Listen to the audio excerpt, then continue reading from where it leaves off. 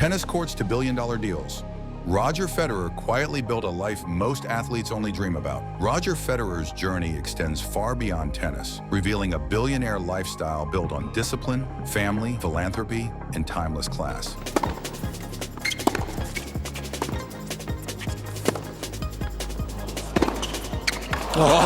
And this is where the story really begins, because Federer never planned for any of this. He said it himself. Early on, he didn't expect a career this long, this dominant, or this historic. Tennis was the goal, yes, but greatness like this, that came later, almost accidentally, as match after match turned into history. What set Federer apart wasn't just winning, it was how he did it. Effortless, calm, almost unfairly smooth. His serve didn't scream power, it whispered precision. His forehand, widely called the most elegant and effective shot the sport has ever seen. Fans didn't just watch him play, they leaned forward in silence, knowing they were witnessing something rare. And then there was his presence. Federer could walk into a stadium or a room and somehow slow everything down. No theatrics, no chaos, just class. He became so universally respected that at one point, he felt almost as popular as tennis itself. Crowds cheered before he even swung a racket. Even in defeat, he carried himself with grace. No racket smashing, no drama, just sportsmanship that reminded people why they fell in love with the game in the first place. Now retired, that aura hasn't faded. If anything, it's grown stronger. Federer didn't step away as a former champion. He stepped away as an icon. And that legacy still follows him everywhere. Have you ever seen another athlete leave like that? But here's where things get really interesting. Because Federer's success wasn't just emotional, it was financial in ways few athletes ever reach. On the court alone, he earned over $130.5 million in prize money, making him the third highest earner in tennis history. And that's before endorsements are even mentioned. Most athletes slow down financially after retirement. Federer did the opposite. By the time he stepped away from competitive tennis, his real money engine was already running off court. Sponsorships, long-term brand deals, global ambassadorships, the kind of contracts that don't disappear when the trophies stop coming. In May 2020, Forbes named him the highest-paid athlete in the world, the first tennis player ever to top that list. And that wasn't because of match wins. It was because brands trusted him. His image, his consistency, his reputation. This is how Federer quietly crossed into billionaire territory. Not overnight, not flashy, slowly, methodically, deal by deal. Multi-year contracts that paid tens of millions annually, continuing well into retirement. Even in 2025, Federer earns more now than he did during many of his playing years. That's the difference between fame and legacy, between being great and building something that lasts. So here's the real question. Was Federer a tennis player who became rich, or a master strategist who happened to be the greatest tennis player ever? Very, very good.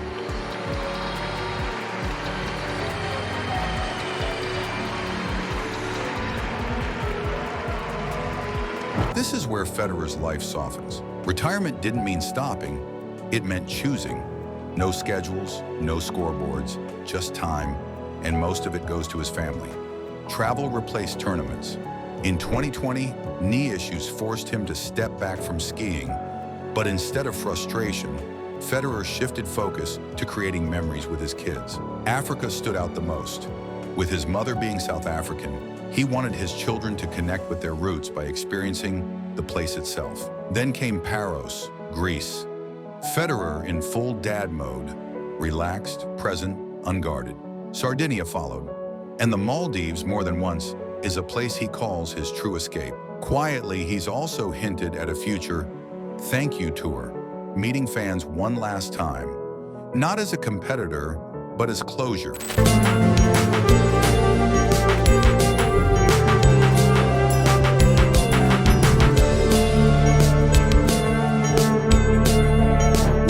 Grounds Federer isn't wealth or fame, it's family. At the center of that world is his wife, a steady presence and quiet influence behind his balance and image. She even designed the iconic RF logo, a small detail that reflects how closely his personal and professional lives are connected. On vacations, Federer blends in effortlessly, carrying bags, walking behind his kids, waiting patiently. No spotlight, just fatherhood. Fame never dictated life at home. One of his most telling choices was building a home where extended family, including his parents, could live together. That wasn't convenience, it was values. Marriage brought stability, softened his public image, and gave him perspective during his most demanding years. In retirement, that devotion defines him even more. Now let's talk about something Federer mastered without ever trying: style. Not flashy, not loud, just effortless. Federer doesn't follow fashion trends. He becomes them. His relationship with Rolex began in the early 2000s, and it wasn't a short-term deal. It turned into one of the most iconic athlete watch partnerships ever. That ambassadorship alone reportedly earns him over $1.5 million annually, and that's just the surface. Federer doesn't just wear Rolex, he curates it. On court, he once wore a white Rolex Yachtmaster 2, a watch originally designed for sailors, priced north of $26,000. At the 2012 Season Awards, he chose a rose gold day date paired with a matching bracelet. Pure luxury at around $63,000. Then there's the collector side, the black and blue Rolex Batman, the Wimbledon dial Datejust, subtle but symbolic, the Sky Dweller, one of Rolex's most complex creations, and of course the crown jewel, the Daytona, valued at around $86,000. Add in the OP green and OP yellow models, and you start to see the pattern. These watches aren't accessories, they're statements: precision, legacy, timelessness. Just like Federer himself. If style is a language, Federer speaks it fluently, without ever raising his voice. But Federer's identity isn't just luxury, it's craftsmanship. On court, he played with the Wilson Pro Staff RF97 autograph, a racket customized and even hand-packed to his preferences. Every detail mattered. Strings weren't random. They changed based on opponents, conditions, and feel. His apparel journey tells its own story. He started with Nike. Footwear first, then jackets, then those iconic cardigans that fans still remember. In 2009, the RF logo appeared, designed by his wife. Clean, personal, instantly recognizable. Then came the shift. Federer left Nike and signed with Uniqlo, a move that shocked the tennis world. It wasn't just about clothing. It was about freedom, longevity, and serious money. That deal changed how athletes thought about post-career branding. Footwear followed with On Running, where Federer didn't just endorse, he collaborated. The result was the Roger, a limited edition shoe-blending performance and lifestyle. Released in 2020, it sold out instantly. This was the moment Federer stopped being just an athlete. He became a brand partner, a designer, a tastemaker. And honestly, how many players ever reach that level? Constantly travels. How can he always stay relaxed? I'm starting the refreshment program.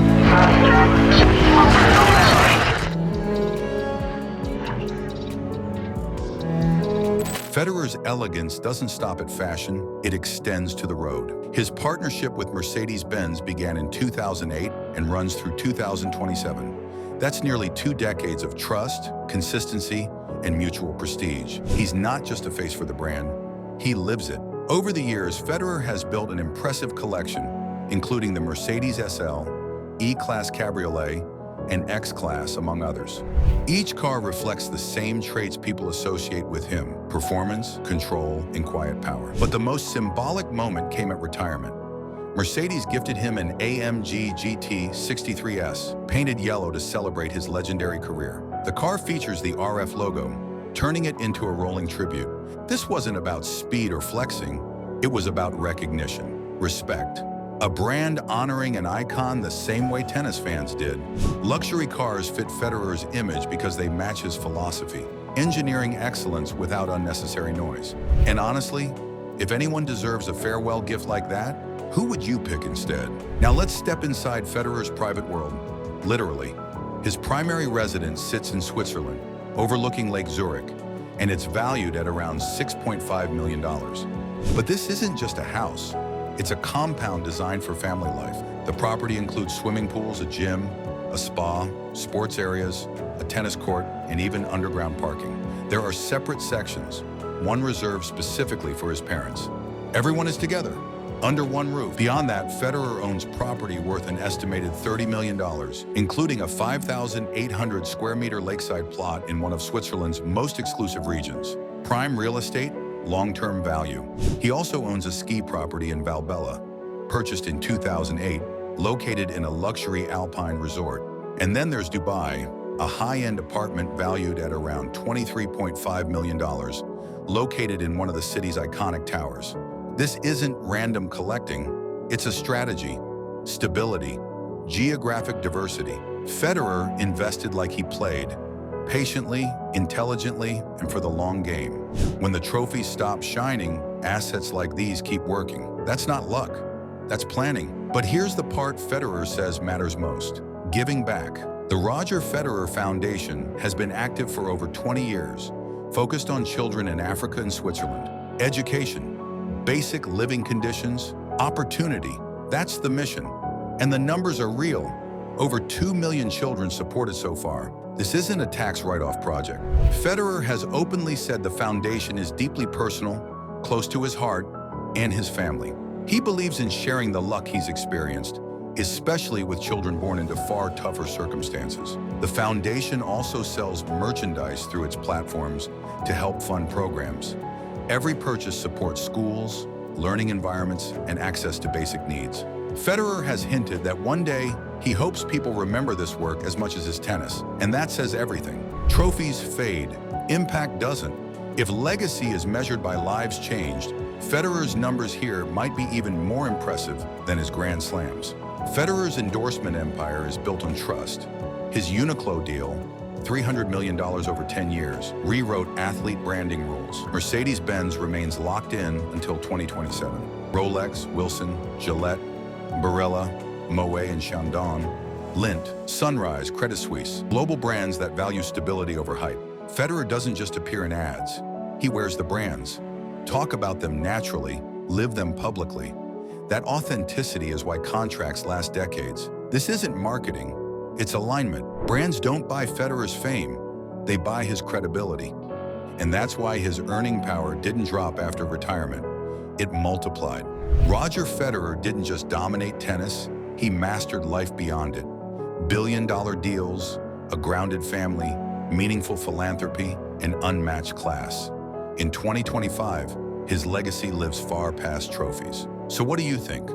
Greatest athlete transition ever? Drop a comment, hit like, and subscribe.